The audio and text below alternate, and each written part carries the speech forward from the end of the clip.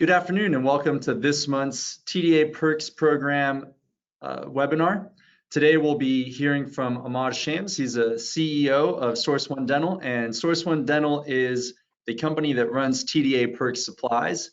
TDA Perks Supplies offers supplies from direct manufacturers as well as dealers, and they've got tons of SKUs, so we definitely would like to invite you to go check it out at tdaperks.com. Today, I'm going to run you real quick through our tdaperks.com website because this is just one of our many different resources that we have available to TDA members. At tdaperks.com, under the resources section, you can find articles and webinars, current offers and specials from our vendors, as well as opportunities to participate in our new office symposiums. But for instance, under current offers and specials, you can see who's got a deal for you right now.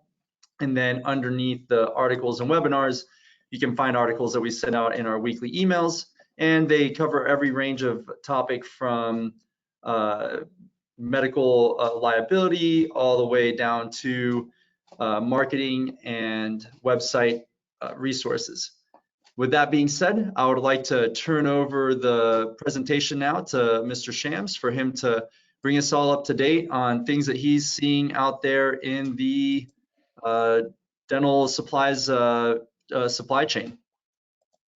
Thank you, Donovan. Yeah, obviously things have changed quite a bit in the last couple of years, year and a half or so, post-COVID, with the wider economy, world economy as a whole, and quite a bit of changes in the dental supplies industry. Things are fluid and moving. I'll try to give just a snapshot of what we're seeing today, with the understanding that things can and most likely will change again. But before I do that, let me just kind of give a little bit of background on the macroeconomic situation. Most people have heard this has been well covered by the press, particularly with consumer goods. The higher commodity and freight costs are leading price increasing on just about every product, particularly things that are imported.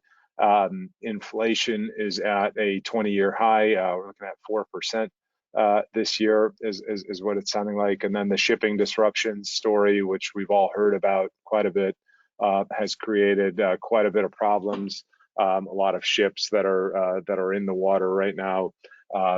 That's a function of, we saw the COVID shutdown, and then when we had the reopening, just a huge boom in consumer demand elevating. And we're currently in that situation. We expect, although nobody's certain about anything, that at least with the shipping disruption should clear itself out within the next few months. But we probably do expect some increased shipping costs for the foreseeable future. Jumping into dentistry, I'll talk about dental equipment a little bit. We're seeing quite a bit more disruption currently in the equipment side of things. Almost all large equipment is up 15 to 20% in the cost. Shipping and freight is even higher than that. Most of the top selling items, a lot of the top selling items, I should say, there's significant back order and lead time on those, particularly those large items that are customizable.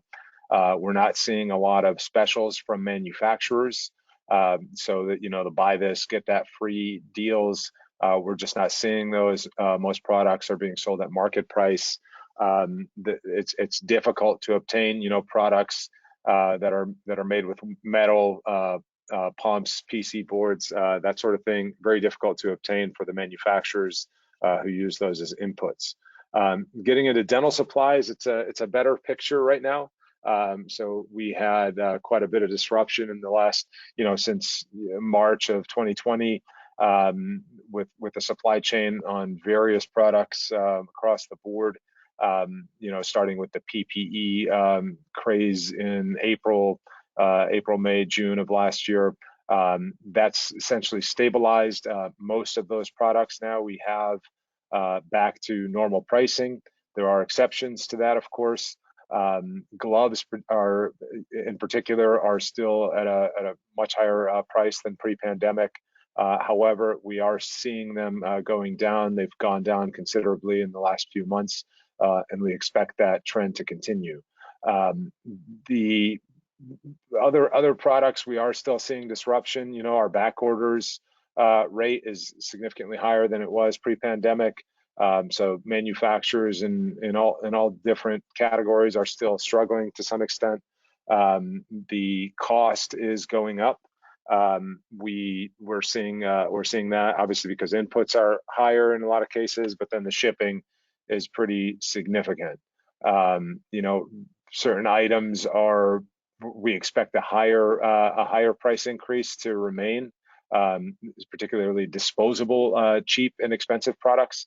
So, for example, a box of cups right now, you know, the shipping cost is getting to be higher than the actual cost of the cups themselves because of the shipping disruption. So, you know, we're looking at for this coming year overall probably 5 to 7% increase in supply costs in dental supplies overall. More than that on the disposable items. You know, and that's again being affected by the freight shipping. You know, the China energy blackouts are leading to higher costs, but then also to delays. So the big takeaway is there will be an impact in the coming months.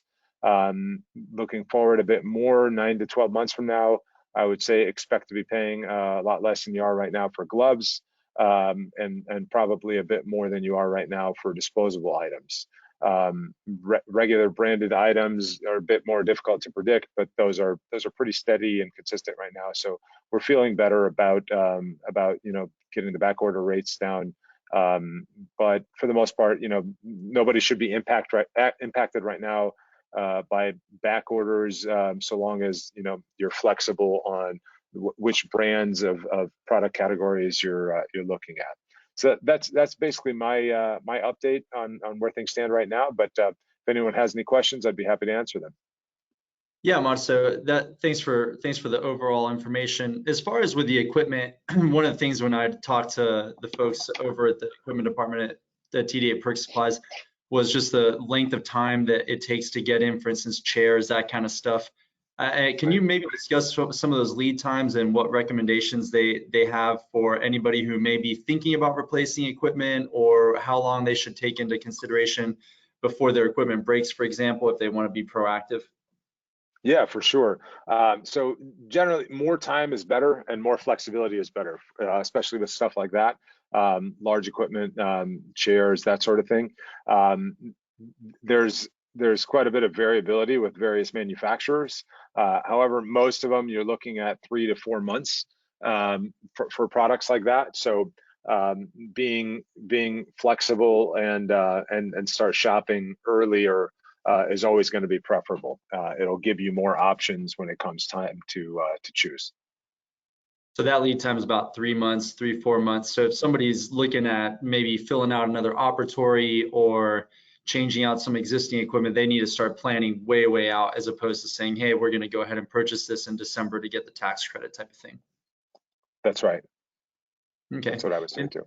Yep. Okay. And then the other question I had was regarding just general supplies. I know you had talked about increases in those. I know some of the manufacturers have sent out notices that they're going to be sending out increases.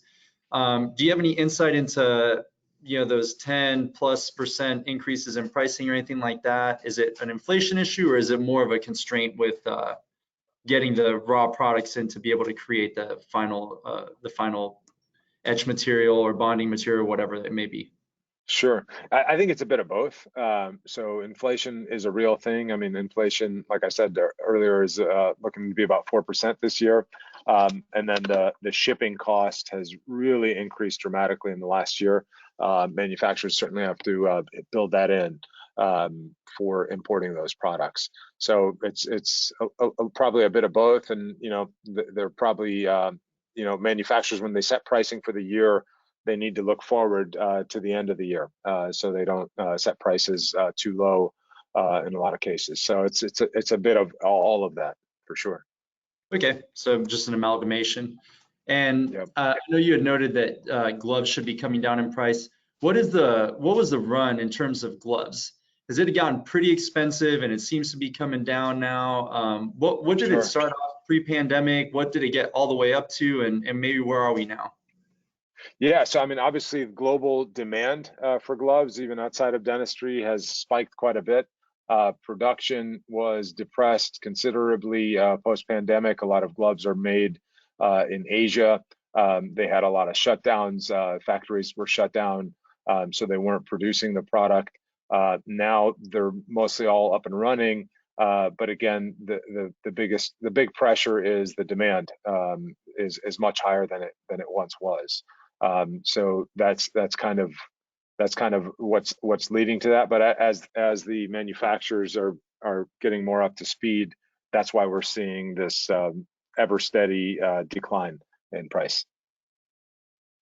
All right.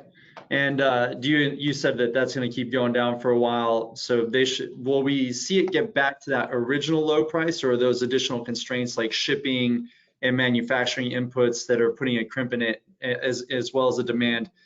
Is that going to keep it higher than, let's say, for instance, pre-pandemic levels, right? So should practices start Sure. budgeting, we're not going to get gloves at 2 cents a piece anymore. That's a thing of the past.